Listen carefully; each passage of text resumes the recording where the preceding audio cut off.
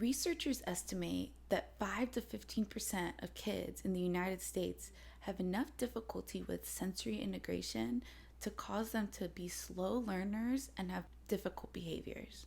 Hi, my name is Christina, a pediatric occupational therapist with Brighton Early OT. I specialize in finding and addressing delays early on so kids can start their lives off on the right foot. Today, I'm going to go over what sensory processing disorder is, what it can look like, and how to help your kid if you suspect he's having these problems. First things first, what is sensory processing disorder? Most of your kid's brain activity before he turns 7 is part of one process, and that's organizing sensations. Sensations, you can think of it as any input to your body. So it's things that you see, things that you hear, things that you feel in your body. It's the way we understand the world. You can also think of sensations as food for the brain. If sensations aren't processed or digested correctly, they aren't able to nourish the brain as much. People with autism very often have difficulty processing sensations, but you don't have to have autism to have sensory processing disorder. Let's go over some signs that your kid is having difficulties taking in the world. Please remember that every child's set of symptoms are going to be as unique as they are. So this is not an all-inclusive list. It's just some general things to look for.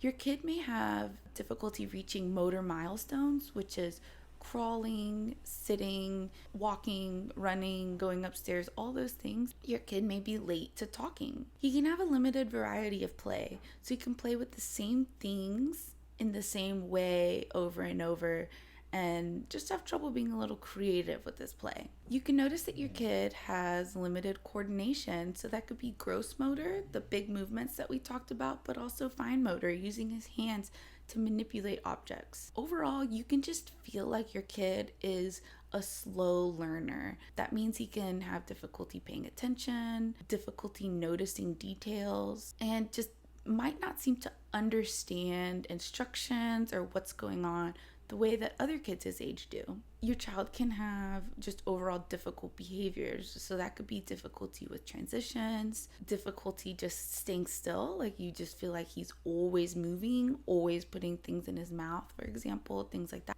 They can be breaking things on accident or on purpose, just constantly breaking things instead of playing with them or putting them together. So if your kid starts off life like this, not understanding the world, that can eventually lead to anxiety or helplessness or low self-esteem when they go to school. And you can't tell your kid that they aren't bad, they're not stupid. Words and thoughts is not what organizes the brain. That's not the nourishment that your kid's brain needs. Your kid's brain needs sensations and correct responses to that sensation to then learn. Sensory integration is the foundation to things like reading, writing, and math.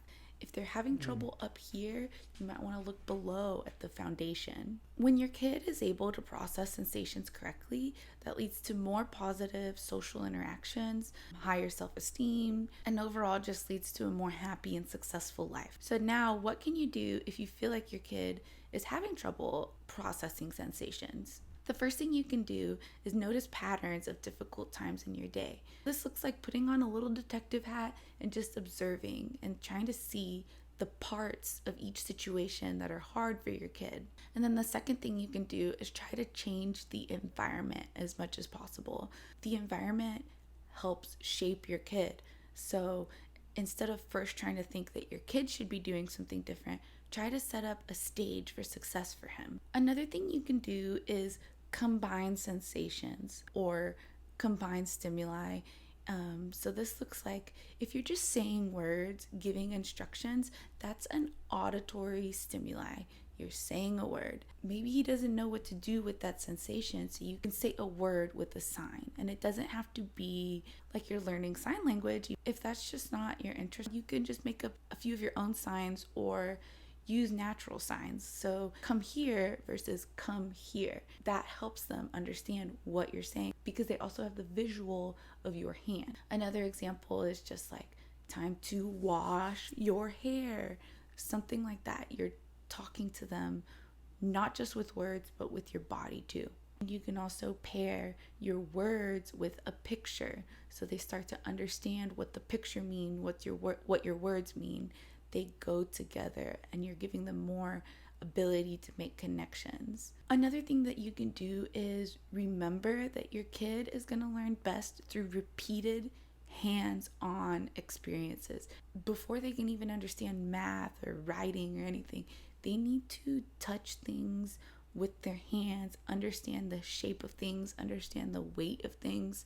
They need these experiences over and over and over again to start understanding the world. So try to give as much hands-on experience as possible. What I mean by that is also trying to minimize flashcards and apps where they do have a time and place that's not going to be the best way that your kid learns. Because think about it, all the flashcards feel the same. The iPad always feels the same, and during those they're not really moving, so they don't get sensations from their brain too telling them that they're moving and understanding what's going on. They're just sitting and taking things in. So that's like a visual thing versus all the other things that you can be doing that involves their smelling and tasting and moving. That's what I mean by repeated hands-on sensory rich activities. And the last thing really is getting professional help. Have another set of eyes look at your kid. So now that you know what sensory integration is, what it can look like in your kids, and what you can start doing, you can also give me a call. I have free consultations available right now for virtual occupational therapy in California and Texas. You can email me at Christina, that's CRISTINA, at brightandearlyot.com, or you can call me at 619-631-5398. This was just a basic introduction to sensory. There's so much more to know about it. If you have any questions, drop it down in the comments below.